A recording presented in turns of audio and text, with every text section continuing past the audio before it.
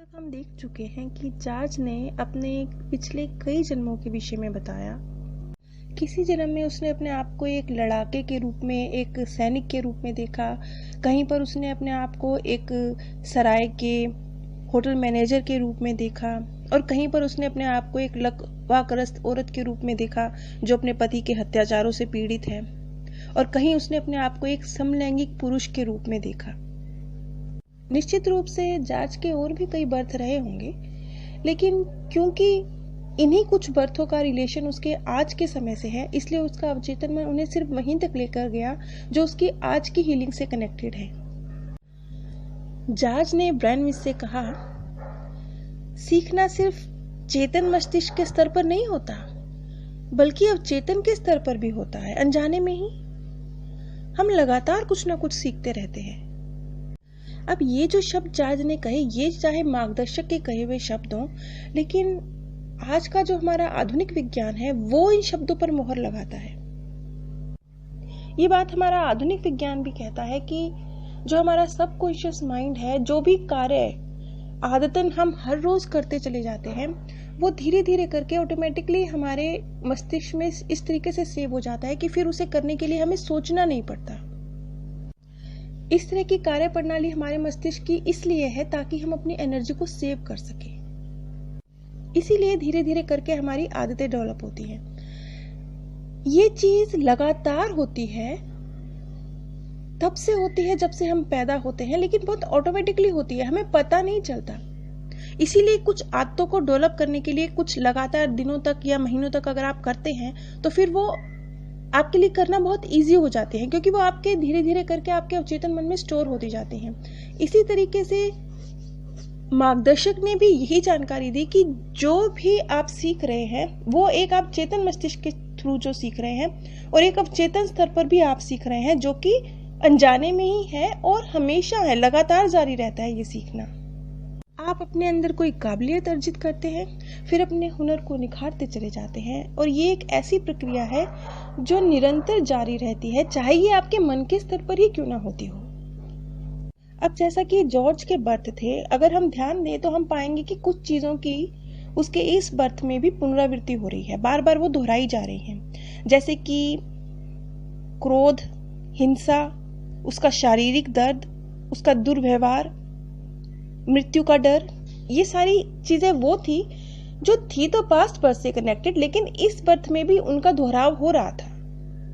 यहाँ तो चलो जॉर्ज ने अपना पास्ट लाइफ रिग्रेशन कराया, वो तो ब्रैनविच के संपर्क के द्वारा इन सब चीजों को समझ पाया, लेकिन यदि हम इस प्रक्रिया से नहीं भी गुजरते हैं तो भी हम अब इस चीज को समझ सकते हैं कि जीवन में जो चीज आपको बार बार परेशान कर रही है, जिसके ऊपर एक तरह से आपको लगता है कि वो ऑटोमेटिकली हो रही है, उसके ऊपर आपका इख्तियार नहीं है, उसकी तरफ अगर हम अपना नजरिया पॉजिटिव रखें और कुछ समय तक उसको फोर्सफुली बदलने की कोशिश करें, तो हो सकता है वो घटनाक्रम जो आपके जीवन में बार बार हो रहा है उस पर आप काबू पा सके। अब जॉर्ज के व्यक्तिगत जीवन में भी बहुत परिवर्तन आ रहे थे। उसने अपने गुस्से पर काबू पाना सीख लिया था।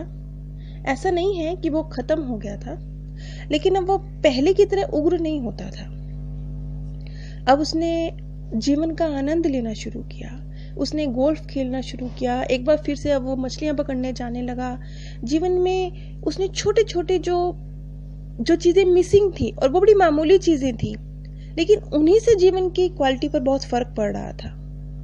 क्योंकि अगर आप ध्यान देंगे तो आप पाएंगे कि बड़ी घटनाएं तो जीवन में बहुत विरला ही होती हैं। मोस्टली तो बहुत छोटी छोटी चीजें होती हैं जिन पे अगर आप काम करेंगे तो जीवन को आनंदमय बना सकते हैं, क्योंकि वो छोटी छोटी बातें ही जीवन को डिस्टर्ब कर रही होती हैं।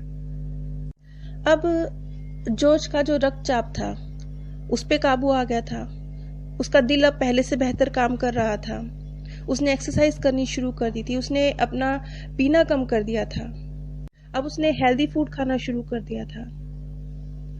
और ये जो परिवर्तन था ये उसके व्यक्तिगत जीवन पर भी असर डाल रहा था। अब उसकी पत्नी के साथ उसके जो संबंध थे वो अच्छे बनते जा रहे थे, उसके बच्चों के बीच में और उसके बीच में प्यार डेवलप होता जा रहा था। अब बच्चों को अपने पिता से बात करना अच्छा लगता था। पहले उनके लिए पिता डर का मतलब था, पिता पिता से वो डरते थे, लेकिन अब वो पिता के साथ अपनी मन की बातें शेयर करते थे। अब तो जैसे श्रृंखला शुरू हो जाती है ना, आप जिस राह पर चलते हैं उस राह का कनेक्शन आपके साथ जुड़ना शुरू हो जाता है। तो बस ये जो बदलाव का प्रोसेस जॉर्ज की लाइफ में शुरू हुआ, उससे एक नया रास्ता बनना शुरू हो गया।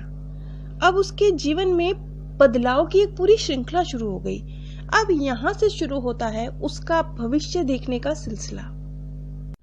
एक दिन वो ब्रायन विस के पास आया और उसने ब्रायन विस से कहा, मैंने इस दुनिया से परे उस दूसरी दुनिया की झलक देखी। फिर उसने कहा, मैंने देखा मैं अगले किसी जन्म में, भविष्य में बच्चों का एक बहुत फेवरेट टीचर हूं और एक बहुत खुशगवार जिंदगी है मेरी। मैं बहुत संतुष्ट हूं। मैंने देखा कि मैं वो सारी योग्यताएं हासिल कर चुका हूं जिसके लिए मैंने इस जन्म में कोशिशें की हैं, और इसके अलावा मैंने एक नई अनोखी दुनिया की भी हल्की सी झलक देखी, क्रिस्टल जैसी चमकदार, जैसे प्रकाश से बनी हो। वहां के लोग तो ऐसे थे मानो प्रकाश पुंज हो। यहाँ पर जॉर्ज के एक लाइन पर गौर कीजिएगा। उसने क्या कहा, मैं वो सब योग्यताएं हासिल कर चुका हूं जिसके लिए मैंने इस जन्म में कोशिशें की हैं। अब ये चीज बहुत महत्वपूर्ण है, क्योंकि कई बार हमें ऐसा लगता है ना कि हमारे जीवन में ये घटना चक्र क्यों आया, मेरा जीवन में हम अपने जीवन में कुछ सार्थक नहीं कर पाए, क्योंकि हम हर चीज को ना भौतिक नजरिए से तोड़ रहे होते हैं, क्योंकि हमें ये हासिल नहीं हुआ इसलिए हम जीवन में तरक्की नहीं कर पाए। लेकिन अगर आपने अपने मन पर, अपने दिमाग पर काम किया है, तो एक बहुत खूबसूरत बात याद रखिए, ये जितनी भी भौतिक चीजें हैं जीवन जीने के लिए बहुत महत्वपूर्ण है, बहुत जरूरी है, इनके साथ एक संतुलन क्रिएट करना ही होता है, लेकिन ये सब चीजें यहीं रहती हैं।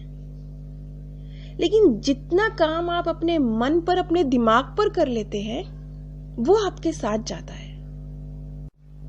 अब यहाँ हम क्या समझ रहे हैं कि जिन योग्यताओं को, मन की सुकून को, दिमाग में क्लैरिटी, शांति, दिल की खुशी, इन चीजों को हम हासिल करने के लिए अपने आप को परिवर्तित करते हैं, एक आत्म मंथन करते हैं, तो वो चीजें यहीं पे यहीं खत्म नहीं होती, नेक्स्ट बर्थ में भी हमारे साथ जाती हैं। जैसा कि एग्जैक्टली जॉर्ज के शब्द हैं कि मैंने इस जन्म में जो भी योग्यताएं हासिल करने की कोशिश करी, वो सब मुझे नेक्स्ट बर्थ में हासिल हैं।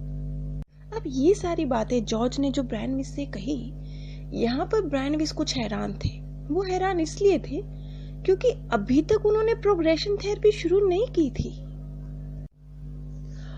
और वो समझ नहीं पा रहे थे कि जॉर्ज जो कुछ भी बता रहा है ये क्या है। क्या वो अपना भविष्य देख के आया है, भविष्य का कोई जन्म, या फिर ये उसके मन की कल्पना है, या फिर शायद उसकी आत्मा अभी इसी बर्थ में जिस दिशा में जाना चाहती है, जो कुछ हासिल करना चाहती है, उसका एक प्रतीकात्मक चित्रण उसके सामने प्रस्तुत कर रही है। और शायद ऐसा कुछ भी नहीं है, उसने जो कुछ देखा है सब कुछ सच है। जब इंसान अपने आध्यात्मिक मन पर काम कर लेता है तो उसका भौतिक मन अपने आप स्वस्थ होना शुरू हो जाता है। यही जॉर्ज के साथ भी हुआ। अब अध्यात्म उसकी मानसिक संरचना का हिस्सा बन चुका था। अब उसने अपने परिवार को महत्व देना, अपने दोस्तों के साथ एक खूबसूरत वक्त गुजारना, अपने कर्मचारियों को महत्व देना और साथ ही साथ जीवन का आनंद लेना, ये सब कुछ सीख लिया था। अब उसने विकास के अगले चरण पर पैर रख दिया था। अब जब जॉर्ज की मृत्यु होगी और उसकी आत्मा जब एक नया शरीर धारण करेगी, तो अब इस बात का पूरा यकीन है कि जो उसका नया जन्म होगा वो बहुत बेहतर होगा, अधिक सौम्य होगा, अधिक मानवीय होगा। वो सब सबक जो उसने अपने पास्ट बर्थ से सीखे हैं, अगर ये जीवन इतना मुश्किल ना होता, ये सारे सबक इस तरीके से उसने अगर ना सीखे होते, तो वो इतनी जल्दी तरक्की नहीं करता। आप जब अपने जीवन में कुछ छोटे छोटे जरूरी बदलाव करेंगे, अपने जीवन का मनन चिंतन करके, तो अपने जीवन को एक नई दिशा खुद ही दे पाएंगे। इसके लिए आपको किसी और की जरूरत नहीं है। आखिर आपसे ज्यादा अच्छा आपके जीवन को कौन जानता है? जीवन के एक पहलू में किया गया सुधार किस तरीके से आगे आने वाली सुधारों की कड़ियों से जुड़ जाता है और जीवन के किसी और हिस्से पर बड़ा सकारात्मक असर डाल देता है, इस चीज को हम अगली कड़ी में समझेंगे। नीचे डिस्क्रिप्शन बॉक्स में मैंने आप सभी के साथ Amazon का लिंक शेयर किया है। अगर आप उस लिंक के माध्यम से कुछ भी परचेज करते हैं तो आप बिना कोई धनराशि खर्चे भी इस चैनल को सहयोग दे सकते हैं, इस ज्ञान के प्रसार में सहयोगी बन सकते हैं, जिसकी इस चैनल को बहुत आवश्यकता है। आप सभी पर परमात्म सौंदर्य, प्रेम और आनंद सदैव बरसता रहे। आप सभी दिव्य परम धाम में स्थान प्राप्त करें। अब तक हम देख चुके हैं कि जॉर्ज ने अपने पिछले